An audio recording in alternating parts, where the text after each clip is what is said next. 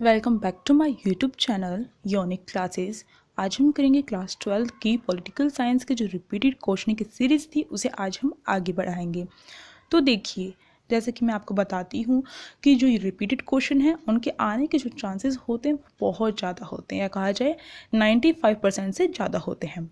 तो देखिए, सुरक्षा परिषद हमारे सामने क्वेश्चन है। सुरक्षा परिषद के स्थायी और अस्थायी सदस्यता के लिए सुझाए गए किन्हीं 4 मानदंडों का वर्णन कीजिए। जो सुरक्षा परिषद है उसके अंदर हमें पता है 2 तरीके की सदस्यता प्राप्त होती है, एक तो स्थायी होती है और एक अस्थायी सदस्यता प्राप्त होती है।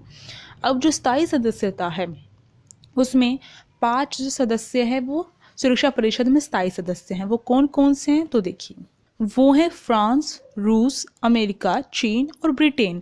इसे आप एक शॉर्ट ट्रिक के उससे भी याद कर सकते हैं 5 सदस्यों के नाम, एफ, आर, ए, सी और ई। फ्रेस, इससे आप याद कर सकते हैं। एफ से होगा फ्रांस, आर से होगा रूस, ए से होगा अमेरिका और सी से चीन और ई से होगा ब्रिटेन। तो इससे आप याद कर सकते हैं इस वर्ड से। तो देखिए, स्थायी सदस्य हमारे हैं फ्रांस, रूस, अमेरिका, चीन और ब्रिटेन। स्थायी सदस्य कितने हैं? 5 हैं। 6 से बढ़ाकर 10 कर दी गई है।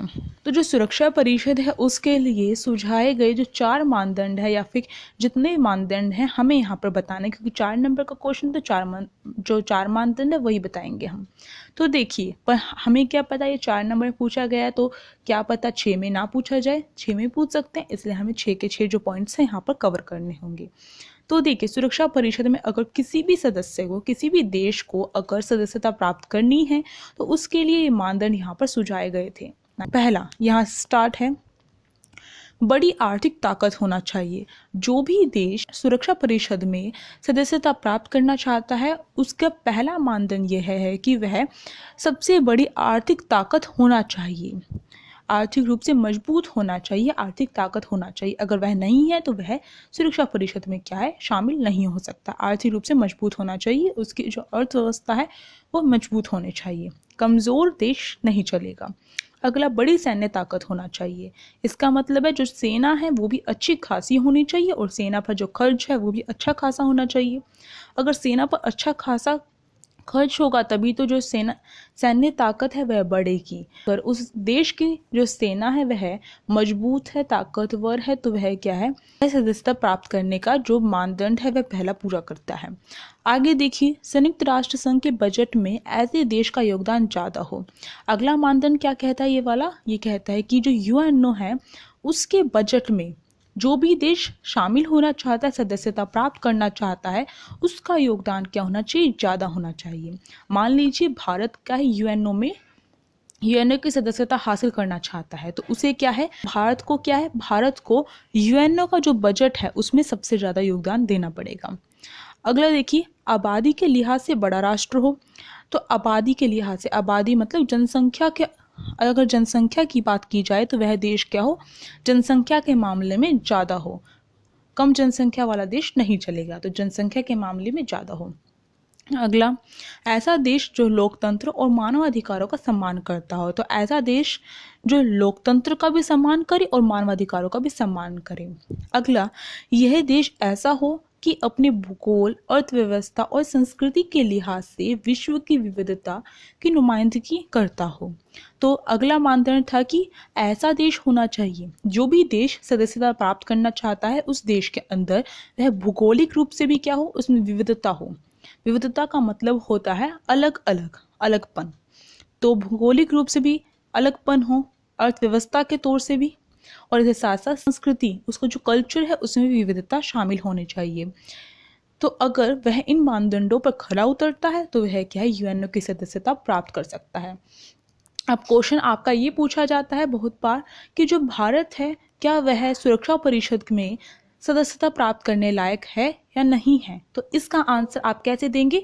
आप इन्हीं जो मानदंड है इनके अकॉर्डिंग आप बताएंगे कि भारत क्या है, भारत क्या है, आर्थिक ताकत भी है भारत के पास, सैन्य ताकत भी अच्छी खासी, और यूएनओ के बजट में क्या है, वह योगदान भी करता है, ज़्यादा नहीं पर करता तो है।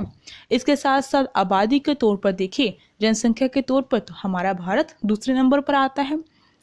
और इसके साथ साथ लोकतंत्र, भारत में तो लोकतांत्रिक व्यवस्था है और वह मानव अधिकारों का भी सम्मान करता है, तो ये वाला इसके अकॉर्डिंग भी सही है भारत। और अगर विविधता की बात की जाए तो भारत का विविधता भारत के अंदर बसी हुई है। विविधता में एकता की बात होती है भारत में। हम सभी जानते हैं भौगोलिक रूप से भी भारत क्या है, विविधता है। भारत भौगोलिक रूप से भी देखें तो भारत विविधताओं का देश है। अर्थव्यवस्था में भी देखें और संस्कृति तो भारत की विविधता वाली ही है। तो इन सारी चीज़ों पर जो भारत है, इन मानदंडों पर खरा उतरता है, इसलिए जो भारत है उसे भी सदस्यता हासिल होनी चाहिए। तो ये आंसर होगा। तो इससे आपके 2 आंसर यहाँ पर तैयार हो रहे हैं। अब एक और बात आप ध्यान से सुन लीजिए कि आपको क्या है, केवल यहाँ पर ऐसे ही लिख कर नहीं आना है, ये आपके पॉइंट्स हैं और इनको आप एरो करके यहाँ पर एक्सप्लेन करेंगे 2-3 लाइन में।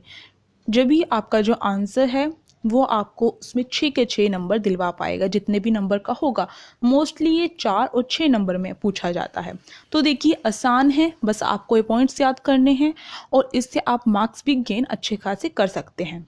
इसी के साथ ये वीडियो यहीं पर ख़त्म होती है और नेक्स्ट जो रिपीटेड क्वेश्चन की वीडियो होगी वो आप नेक्स्ट देखिएगा। अगर वीडियो अच्छी लग रही हो और इसी टाइप की वीडियोस चाहिए हो आपको, तो आप क्या कर सकते हैं, चैनल को सब्सक्राइब कर सकते हैं और साइड में जो बेल आइकन है उसे प्रेस करना मत भूलिएगा, जिससे कि न्यू वीडियोस की नोटिफिकेशन आपके फ़ोन में आ सके। Thank you.